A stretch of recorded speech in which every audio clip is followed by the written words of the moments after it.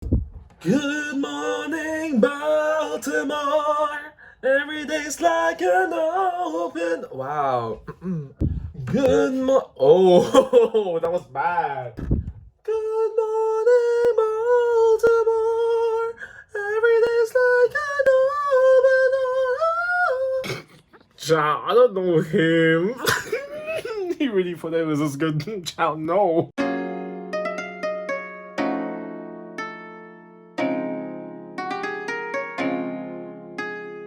So recently I've turned 23 and I want to share with you guys the 23 lessons I've learned in my 23 years. Are you excited as much as I am? Because I am both nervous and excited. Yeah, okay. Lesson number one, God. Okay, so I know a lot of you may not be a believer, and I just want to share with you guys like the gist, because I actually didn't understand it until someone with the correct understanding showed me and went through it with me. So essentially, God created man with free will and has unfailing love. Keyword unfailing. And because of our lack of confidence in God and lack of trust and deception by the evil one, we broke a promise in eating the fruit from the tree of knowledge of good and evil. Now, whether people are saying, "Oh, that's an apple," or "It's a pear," or "It's a pineapple," it doesn't matter. It is symbolic that we have no trust in God, and so we were kicked out of Garden Eden, yes. But because of God's unfailing love, He said to the next generation of human beings, I still love you, so if you obey me and follow my commands, I will connect back with you, or you will be able to come back to me. But because we are humans, we sin, and we have this innate kind of like evilness or darkness in us, we just can't seem to trust God, and it happens every single generation, from the next one to the next one of God's chosen people. But the thing is, God already knows about this from the very beginning, because He knows everything. He knows from the beginning to the end. So from the very beginning, He said, you know what, I'm going to make a solution for you because you can't do it, and I know I have the power to do it. In the line of descendants from the line of Abraham, from the line of Moses, all of these great people who are very faithful to God but also have failed, I will send one person to fulfill this contract that we had. When I said from the very beginning, if you obey me and love me, I will restore you back to me. So this contract, or what we call a covenant, is fulfilled by one person and one person alone, and it's Jesus. And it's ironic because God sent His own Son to do it, and that makes sense because Jesus has God powers and He is part of the Holy Trinity. So who else better to fulfill it than a part of God Himself? And Jesus has been through it all the temptations, stuff like that. Think of one temptation, think of another. He has overcome it. So when we ask for forgiveness, we ask it through His name, because He is the one who done it for all of us. So that's why I worship Jesus. That's why I worship the Lord, to reconnect back to Him. Now, if you want to learn more about this, or if you're curious about it, leave a comment below, or you can even talk to me about it in the DMs. My Instagram is always open, so feel free. But that's all I'm going to talk about this very important first lesson out of my 23 years. Lesson number 2. Talent is consistency and dedication. Period. It is very important for everyone to learn this, especially those children who grew up and were called talented all the time, for you to realize in elementary or in high school that, oh wait, hold on, what do I do? Because talent doesn't get you far enough. Like, your natural smartness doesn't get you far enough. And that's because it's all about practice. If someone has told me this from the beginning and instilled it in me, then I could have really had a good kind of like work ethic and stuff like that, because you need to put in the hours, day in, day out. If you are not consistent, if you are not dedicated to something that you want to practice, that you want to master, that you want to hone, then you're not going anywhere. Can we cut all of these talk the talk? Because you need to stop telling people what you're gonna do. You just need to show it to them. You know, it's amazing that you believe in yourself, but if you don't work towards it, then it's gonna crumble. And to add on to this, stop being a complete perfectionist. And that's really talking to me as well, because in my experience, if I can't do it perfectly the first time, I'm out, I'm quitting, cut the cameras, I'm done. Mistakes are the fertilizers to the fruit of successes. Deep it, have a think. Lesson number 3, be happy before making someone else happy. And this is in a sense of a relationship context. A lot of us have rocked 23 years of our lives, or how many years you are, and not had a relationship. And that's okay, despite the fact everyone's asking you, where's your wife, where's your girlfriend, where's your husband, or whatever. It is okay, don't rush it. It's important that you are content with yourself first, that you're happy being single, that you're happy in who you are, because it is not healthy to find someone just to fill an empty void inside you. And it's hard to do that. It's hard not to go out and find a special someone, because sometimes you feel lonely, or sometimes you see all of these movies and dramas and thinking like, damn, I need someone like that in my life. But honestly, it's kind of fantasy. There's a distinction. You need to ensure that you accept that person for who they are, for their flaws and their amazing skills and talents, or whatever that you like about them, rather than just fantasizing the idea of having someone.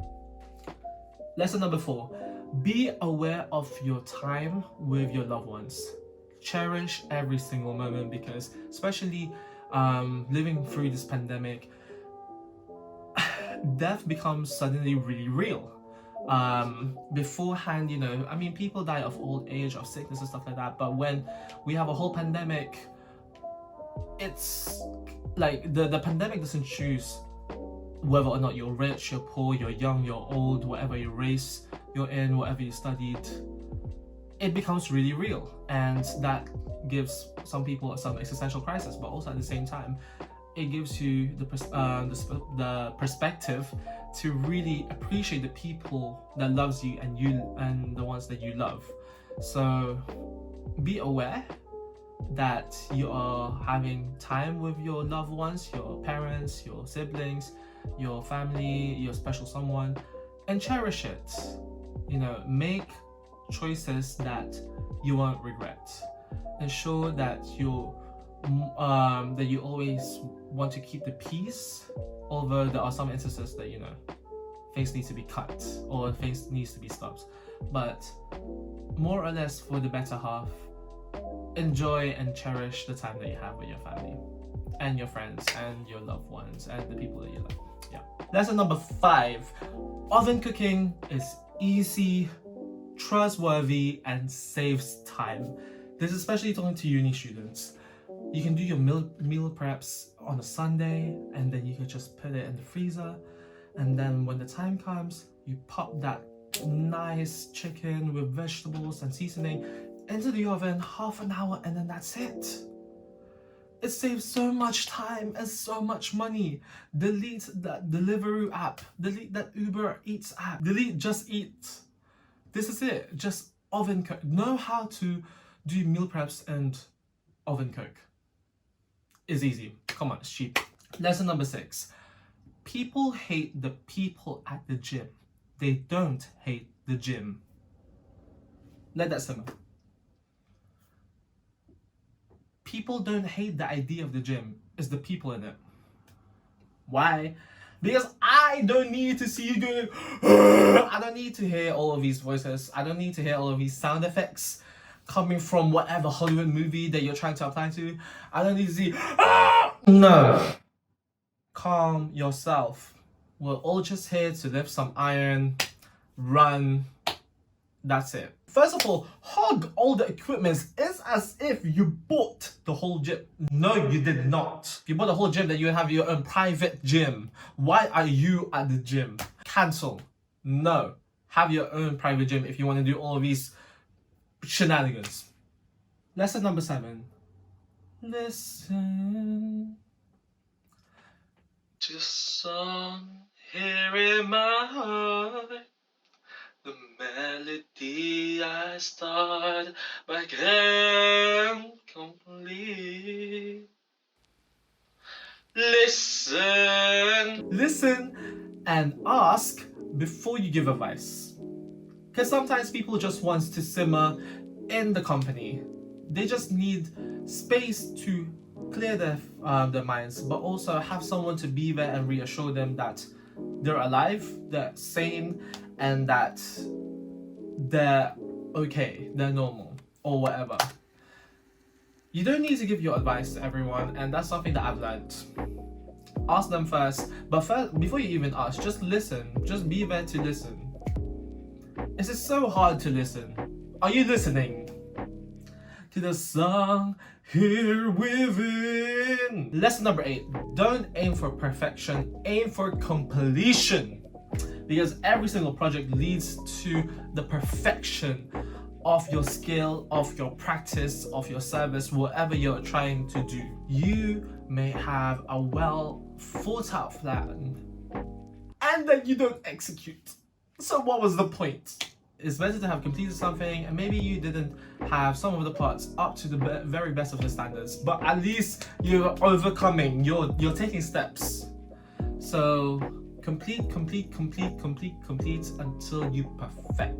Lesson number 9, be the jack of all trades by not being one. And this is a bit weird to talk about, in the sense that it's kind of like a conundrum, especially in the work environment that we are in right now. So a lot of jobs kind of want you to focus on one particular thing or be specifically good in one particular thing, but at the end of the day, when you get there, you have more of an upper hand by being able to demonstrate that you can do more than that. Indeed, it is so prevalent even from doing UCAS applications. For me to apply to law, it's not just good enough for me to read law books or go to like court hearings or whatever, stuff like that. You need to do something extra. You need a hobby, you need to volunteer, you need to have experiences other places to show that you've tried them all and now you're focusing into law because that's the one that really catches your interest.